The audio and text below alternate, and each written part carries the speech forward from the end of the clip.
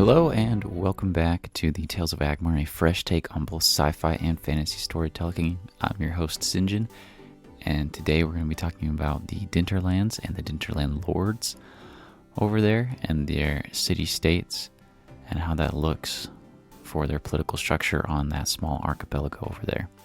This is a predominantly steampunk faction, unlike the Theocracy, which is steampunk, dieselpunk, and a little bit of weird war. These guys are purely just dwarfs with steampunk. Of course, they're a little bit different than our usual dwarfs, but we'll get into that as we keep going.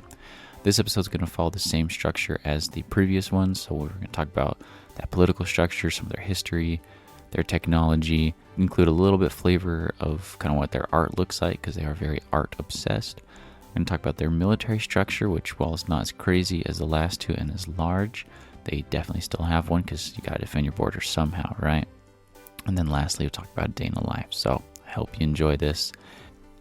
So for that political structure and history, we're going to go kind of fast this week just because we've talked about a lot of other events that are all shared between everyone.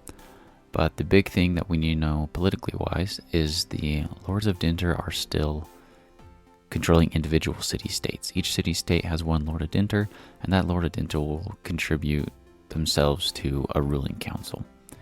And how they get up there is they're usually voted on by their citizens out of their artist class. The artists are ranked the highest in this society, and as such, art becomes very structured in terms of who can make art. You have to get a special pass, basically, a special sanction from the Lords of Dinter that lets you make art. And this is kind of the closest thing they have to a shared government, is this sanctioning of who can make art and who cannot make art. All right, and we'll cover more how that would work in a day in the life.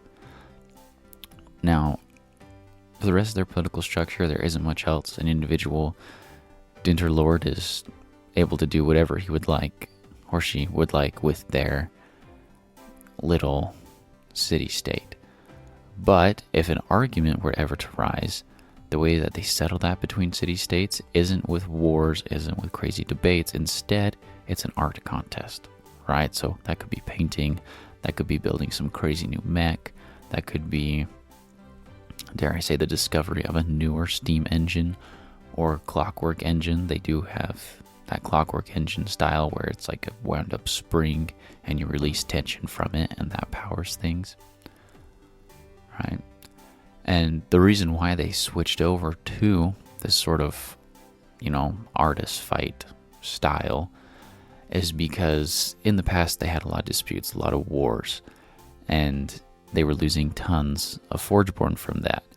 And Forgeborn don't repopulate easily, so they needed a way to not end up with a lot of fellow dead Forgeborn, but still be able to settle disputes, because disputes will still rise regularly with different Forgeborns.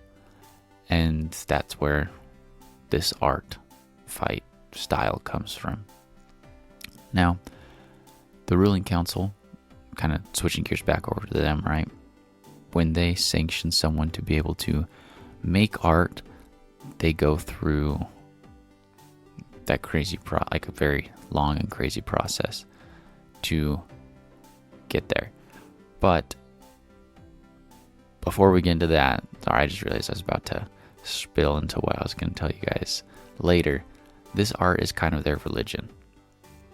And that really becomes the pinnacle of each individual, is to achieve being able to be an artist, which of course, in a society where everyone's making art, that no one would be supplying the tools for art.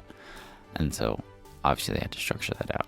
But let's talk about some technology real quick before we continue. As I mentioned before, for their technology, they are big steampunk.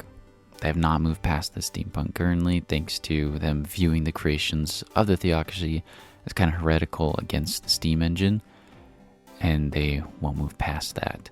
Mainly the ruling council won't move past that because they're still kind of hurt concerning the fact that the Theocracy absolutely destroyed them in their one and only war that they have had thus far. So they do still possess mechs, but the majority of these mechs are used for farming, and they only have one model of fighting mech, and that mech can only be produced by the council.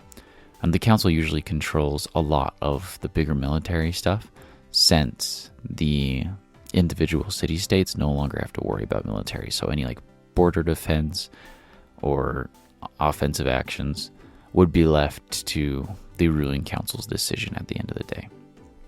Now, they do have clockwork soldiers and servants. These are kind of a more recent thing after the discovery of the clockwork engines, how they were a little bit smaller than steam engines, and you could basically have like clock batteries.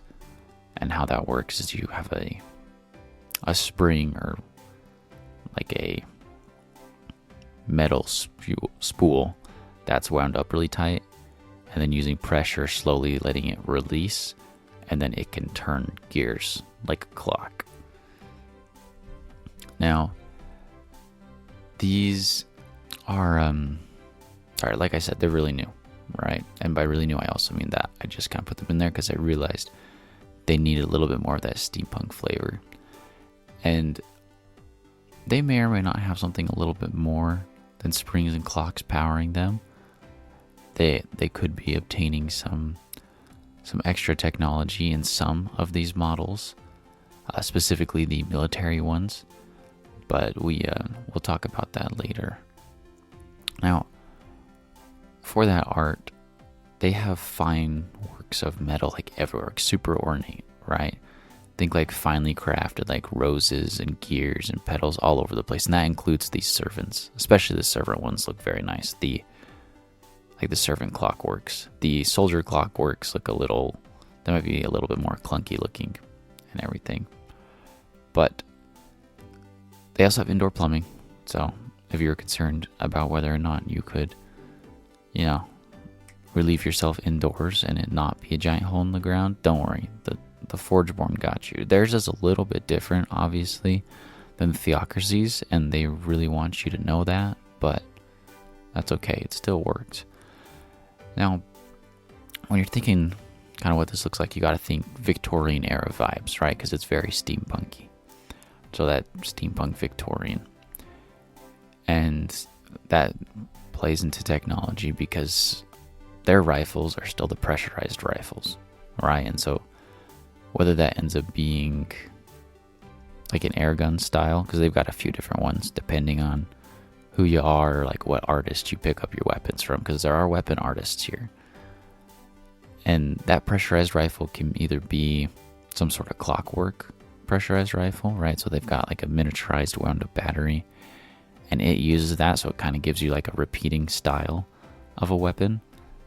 Or they might have one that's more of like an air gun, and so it uses air to fire off rounds, and instead of punching it and making an explosion, there is no explosion. It's just then those kind of have a shorter range, but they fire enough to hurt and wound, possibly kill people. But those are usually within pistols, just because you can't fit the clockwork style of like a rotating battery onto a pistol very well without it being like super big. And that covers up the gist of the technology level. My other factions have had tons to talk about. These guys don't have anything super special to talk about because they are really focused on just art in general. So while they do have that technology, that art becomes really big. And that when we talk about a day in the life, you're going to see that throughout. But next, let's talk about the military structure, kind of get that out of the way. Now, next we got that structure for the military, and first we're going to start off with the rank and file. All right, and again, they don't have anything too crazy going on. They basically have rank and file and mechs. But first, the rank and file now have been replaced with 7-foot-tall clockwork soldiers. And they can be seen powered off on walls, around beaches, and all the 3 islands. And I just realized that I kind of forgot to talk about what the archipelago looks like. I mentioned it in the intro, but just a quick recap. It is 3 big islands. There's a few smaller islands in there because it is an archipelago, and so sometimes chunks break off or get eroded away, or little islands formed during the initial creation of the archipelago. But you got these 3 archipelagos. They have a unique feature where there's just these massive bridges. The Forgeborn did not build them. They've just always been there as long as anyone can remember. And they're actually super safe. Everyone just kind of accepts that they exist and uses them to cross from island to island. Now, these 7-foot-tall soldiers, right? They cannot differentiate between friend or foe. They basically see, if they see any living thing that is not one of them, they're shooting at it and they're taking it down. So this raises a problem, right? Like, how are you supposed to effectively use this kind of infantry unit if it's just destroying, everything else you have?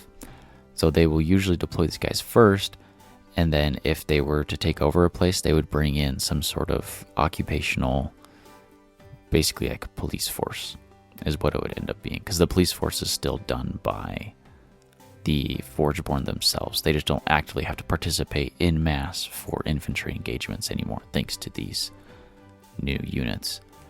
And in an emergency, though, like let's say you're getting attacked by pirates or something on a certain coastal region, they basically just turn these guys on while everyone is evacuating or moving away or staying inside the city, and those guys will just march forward and take anything out until they run out of power, which is an interesting problem because you do have to wait for them to run out of power before you can go out and collect them, but they've got relatively limited, essentially like battery life, where they can run for a few hours and then they're done.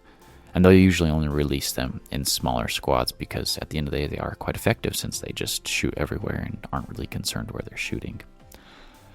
Now, the enlisted service members, right? Like we're saying, they're not used that much unless it comes to mechs or repairing the fighting units we were just talking about. And so the fighting mech for the Dinterlands, it's kind of a humanoid shape, a little bit more stockier than the Theocracy one, kind of lower to the ground. And it looks a lot less clunky than the Theocracy mechs do. It looks very ornate, very finely crafted, thin little style metal pieces across it, right? Just in your head, you gotta think like very artsy looking mech, right? Like you kind of, maybe if Da Vinci made some sort of steampunk mech and threw a bunch of ornate metal on it, kind of like that. But one arm is a repeating rifle. The other arm is basically just a sword slapped into where the wrist would be so that they can cut and chop. It does sadly have a little bit slower reaction time on average than the Theocracy mechs, and that's just because Forgeborn are piloting it. Other than that, the mech is actually quite good. And that sums it up for them, just that one mech. They don't really get too crazy with it. It works. Like I said, they're more focused on doing very artsy things. They do have a navy. It's quite limited to coastal duties as well as, protecting any shipments of good from island to island. We do have pirates in Tales of Agmar, and so sometimes they pop up, especially around the Forgeborn, especially around the Dinterlands and the Aurelian Strait, which is what we'll talk about next week. That's where the Aurelians live, and that's just because these places are a little bit more lawless. And I also have a island that is completely lawless that we will eventually talk about. That's kind of cool. Now, let's get into that day in the life, and we're going to talk about quite a few things here. And again, I'll go kind of fast, but hopefully you can catch up to me. And again, if we need to recover anything, definitely just let me know. Now, for day in the life, right, we're going to quickly talk about food security again, because that is always a big concern. They are totally fine on food security. In fact, they're so fine on it that it is quite normal to eat about 7 times a day, kind of like a breakfast, mid-morning, dinner, afternoon tea, or snack, or whatever you may call it, and then like a dinner, right? And these people super concerned with art. So the reason why you're eating 7 times a day is usually because they're like a bunch of smaller meals, so that you can go and get to your art, but still need that nutrition. And of course, you might have starving artists that don't eat at all, but eating is very good. You should always eat when you can. Now, we talked about how they needed that license from the government, right? That sanction to make art. This ends up being most people's goal within the Dinterland Lords. And since art is that, right, such like a high valued commodity for them, they're always trying to export it. And we talked a little bit more how they might do that through like shell companies. They might pretend to try to be some sort of independent trader or something, claim that they aren't from the Dinterlands, right? And whether or not people believe them remains to be seen, because a lot of Dinterland art makes it places. Now, if you don't have your license yet, you can be hired on as an assistant and possibly inherit someone else's license upon their death, though usually people will have their children inherit it. It kind of depends what's going on, right? If their kids already have it, but you're a very aspiring assistant, they might give it to you. Of course, that sometimes leads to sticky situations where someone could have a list of like quote-unquote heirs to their license, to their sanction, and people might try to argue or compete for that. They're not so much murdering for it like everyone else is, which then raises an interesting thing, because we did talk about demons in the intro, and we'll talk a little bit more about them later and how they influence the world. But that kind of makes it interesting here, because, right, not everyone's really murdering. So usually there are other things that they are trying to pull the Forgeborn in, other sort of deadly sins, right? Now, moving on from that, if you can't find work as an artisan assistant or an artist, an artist also includes like bread maker and some like finer dining and stuff like that. Like chefs are put into artist category. So you're usually stuck with something like farming, a factory job, construction job, or some sort of resource extraction job like mining or wood harvesting. And if you want to get out of that, the best way is to get a license. But it costs tons of money for that little piece of paper that says you can be an artist, and you have to have a really impressive work of art to get that license, which, could be anything from food to some really fancy metal statue that moves or is a mech, right?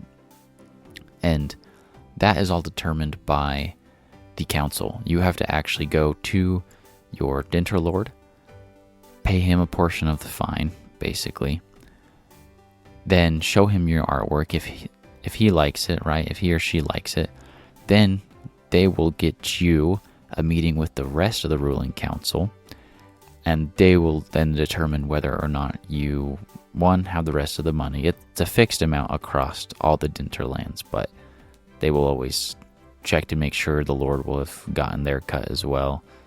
Sometimes that leads into some possible greed where a Dwarven Lord takes a little bit more of their cut, and so then you've got to cough up some extra.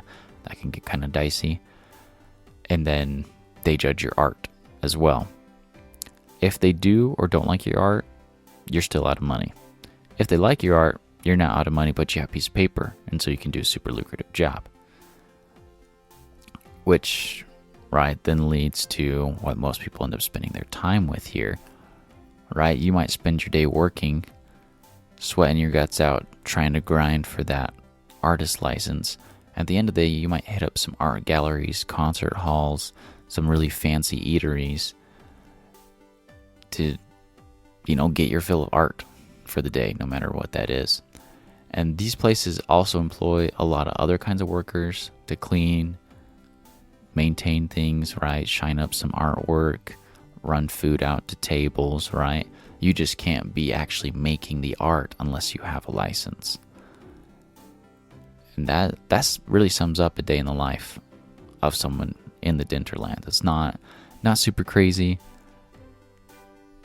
aside from the fact that everything revolves around art, right? If you guys want me to talk a little bit more about this, I would love to do a bonus episode and just really tell you a fleshed out, basically, idea.